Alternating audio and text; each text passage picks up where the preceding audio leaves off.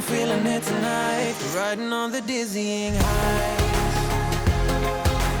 Oh, I'm standing on the dizzying highs.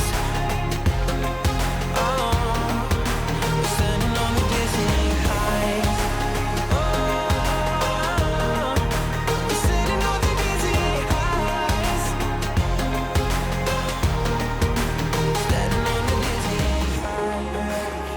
Hi everybody, my name's Andrew and today I'm driving a BMW M340i. As some of you may know, I just lived with and beat the absolute crap out of a B9 Audi S4 for the last year or so, and today I'm having a proper go in its closest rival, the M340i. We've just spent the first part of today, actually just a few miles that way, on the Tail of the Dragon, one of the East Coast's most famous roads, with this and my Mazda Miata. So I've had a pretty good time to get a feel for it, and in this video I'm going to give you guys a quick walk around of it and then take it for a drive and tell you what I think. From an exterior perspective, this and the S4 take two very different styling directions. The S4 is more angular and sharper, but this is more smooth and flowing. Personally, I think they're both phenomenal looking cars. They're both pretty subtle as far as performance cars go, and I like that sort of thing. I will say the S4 has a meaner presence on the road when it's behind you, but I think that this looks nicer from behind when you're following it, for whatever that's worth. This particular M340 also has a few extra black and carbon fiber components that help it stand out just a little bit more. On the other hand, you can certainly pick a winner between the noises coming out the back. Take a listen.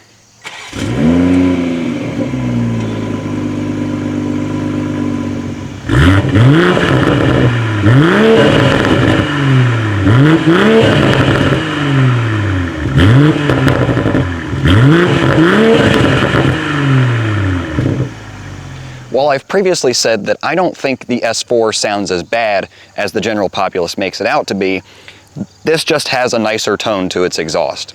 There's really no arguing with that. It's also significantly louder in stock form than the S4 is, and the burbles on this are both louder and also less predictable and feel less artificial. Ultimately, the difference comes down to what's under the hood. While the Audi uses a 3-liter turbocharged V6, this has a 3-liter turbocharged inline-6.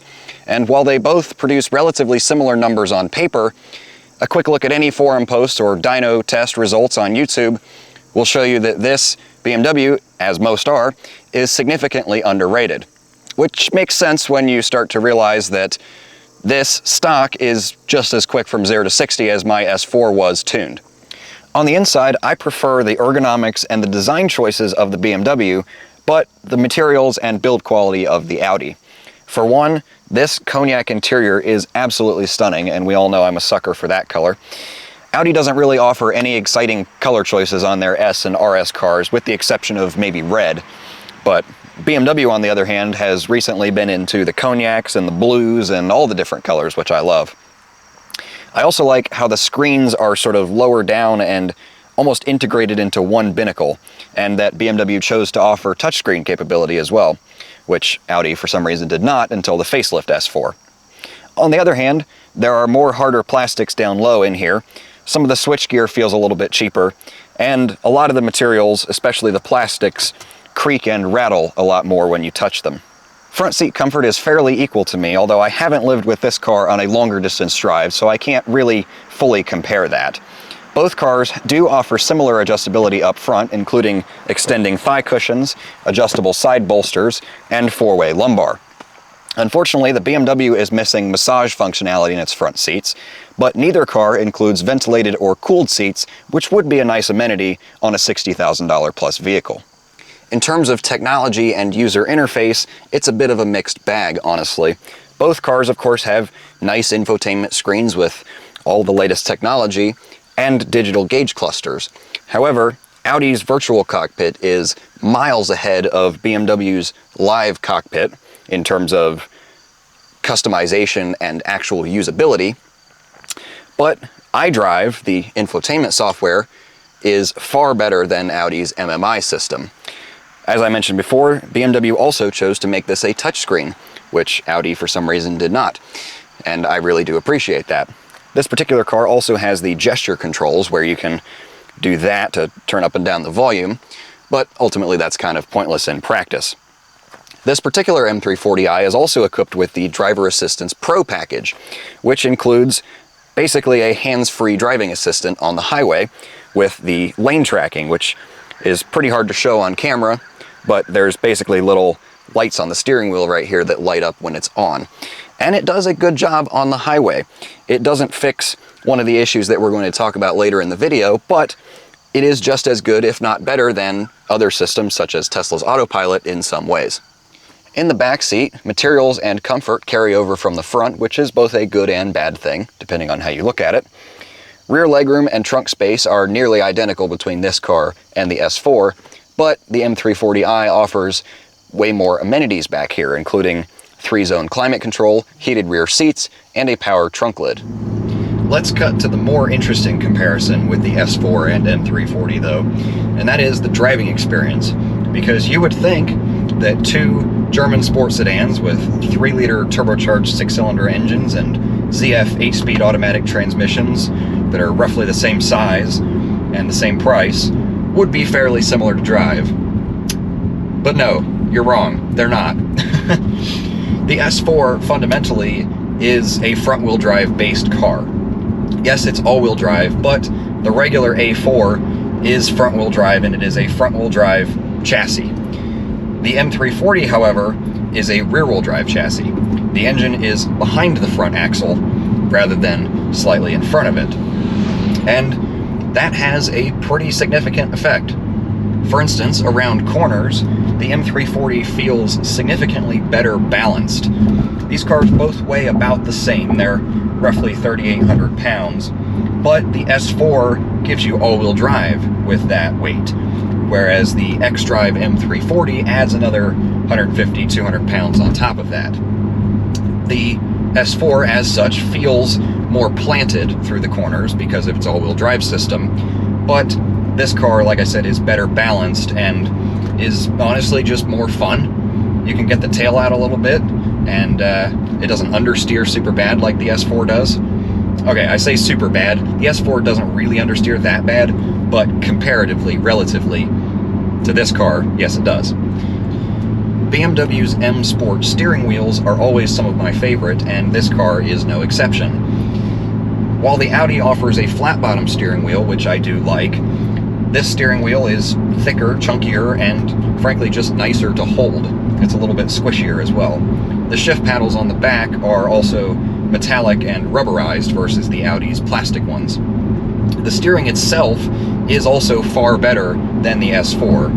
While it's a far cry from what BMW steering used to be in the olden days, it is still a night and day difference versus the Audi.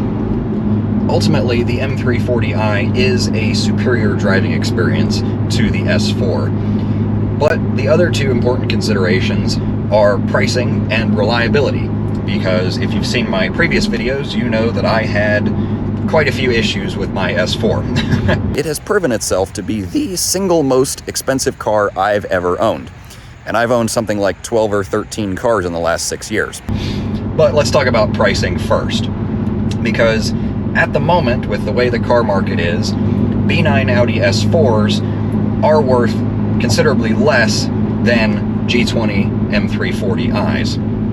This is mostly due to the fact that the S4 came out 2 years earlier. My car was a 2018 and this car is a 2020, but they are still almost $10,000 apart depending on options and mileage and things like that. The S4s start just under $30,000 on the used market these days and top out around $40,000 for, realistic used ones, not just like ones with 2,000 miles on them. Whereas M340s start around 40 and go up from there. Now, while I haven't lived with the BMW for a year and 20,000 miles as I have with my S4, the owner of this car is my best friend, and as such, I've heard basically every detail about the ownership experience, so I can share his findings and his issues that he's had.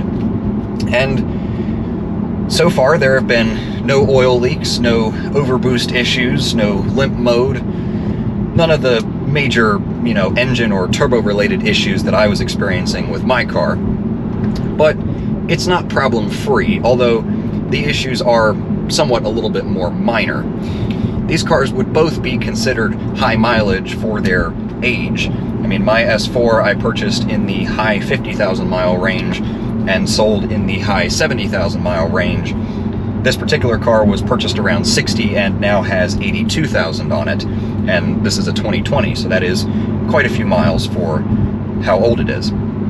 That said, obviously it is still in immaculate condition, which is why he purchased it at still 60,000 miles. But thus far, over relatively similar mileage, this car has been more solid. The biggest issues have been a collapsed engine mount, which still needs to be replaced actually, and a clunking noise from the rear differential, which I'm told will be hopefully fixed by tightening the flange bolts. That has not been done yet either, but will be done soon.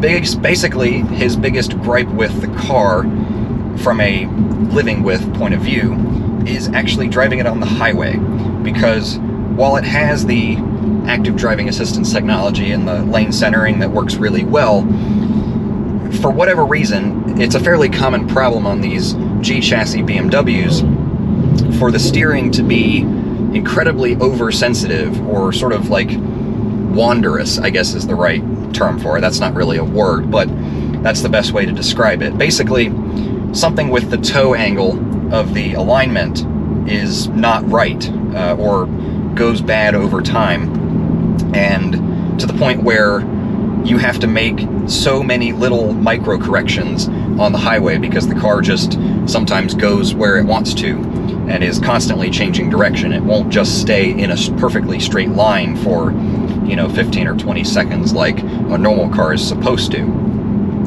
Again, I'm told that this is somewhat easily fixable. It seems from forums that 80% of people can fix this with an alignment, or a really good alignment, I should say. So hopefully that will be the case here as well. Otherwise, it will just continue to be annoying. That said, if I were shopping for a German sports sedan over again and could afford the step up in terms of price, I would 100% pick the M340i over the S4. The slight downgrade in interior quality and some of the rattly plastics and things like that are far outweighed by the superior driving experience and the fact that the ownership experience thus far has been a lot smoother. Of course, we'll keep you updated as this car gets even higher mileage, but I prefer this one all day long in basically every way. And who knows, maybe the M340 will be a car that I end up owning sooner rather than later. Guess we'll have to see. And with that, that's where I'm going to wrap this video up. As always, thanks for tuning in, and be sure to check out my website, alsoandrew.com, for additional content. We're probably going to go run the Cherrahala Skyway now, and I'm going to steal my Miata back and probably have more fun than Jacob. So, if you enjoyed this video or found it informative, give it a thumbs up, and consider subscribing for plenty more content to come.